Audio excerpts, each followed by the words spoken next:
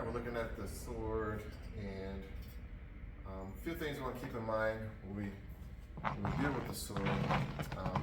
When we begin, we have sword fingers on the sword, no matter which style you're doing, and then the other hand will have sword fingers as well. A couple exercises that you want to think about to get started are some spirals or some circles that we do in a continuous motion while stepping.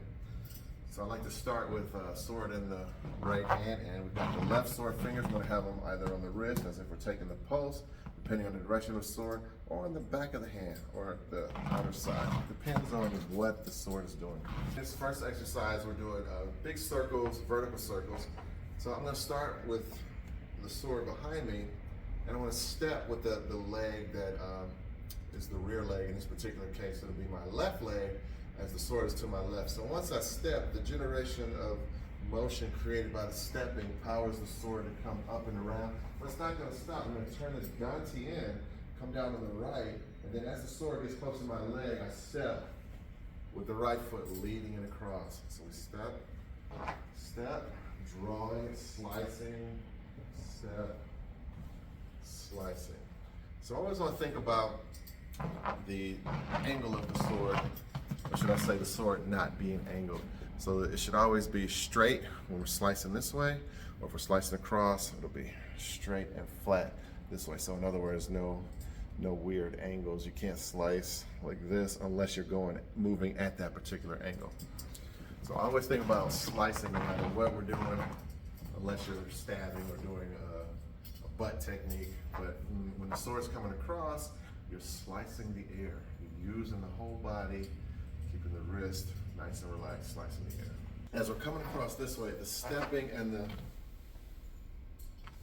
waist rotation powers the sword. So in other words, I'm not using my arm.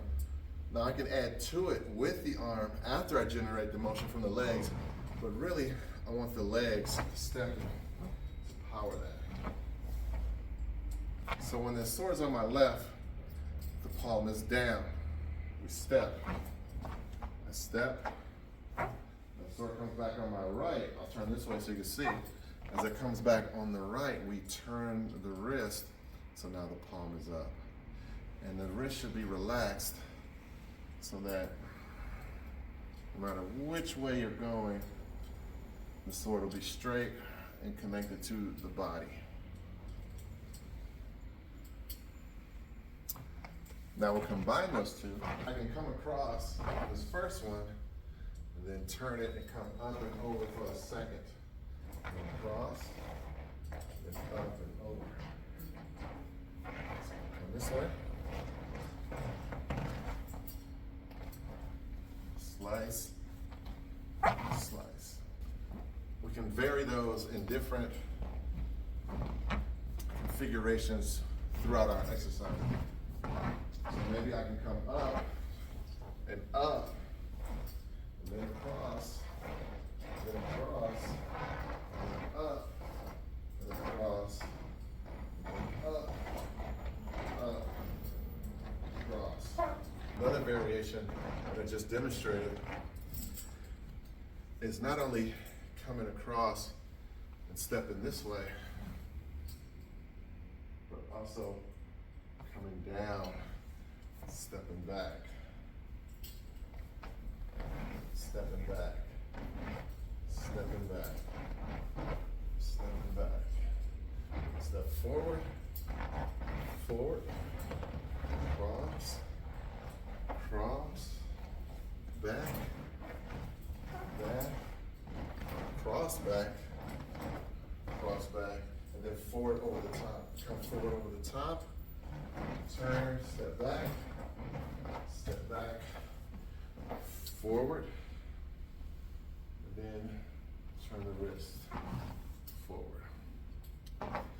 So just being able to free flow through these different slashes will keep the wrist supple and agile, because it has to be in order to be able to make these different configurations. So we have to be able to rotate, right? Turn the wrist, cross, cross,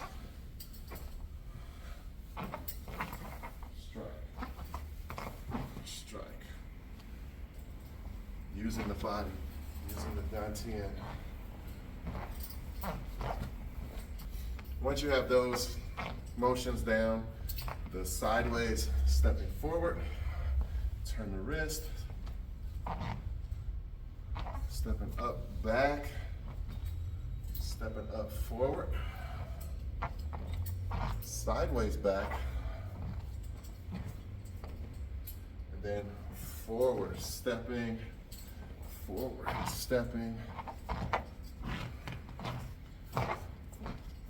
Then you have something to play with, and you'll have a lot of good foundation for many of the different sword forms out there.